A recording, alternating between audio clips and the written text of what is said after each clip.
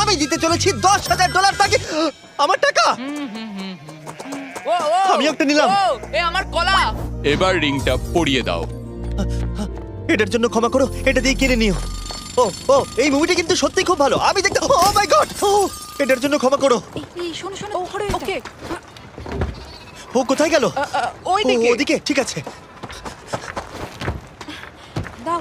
আরে হেল্প করার জন্য কিছু তো দাও। আমার টাকা ফেরত দাও। আরে এটা টাকাটা দিয়ে যাও।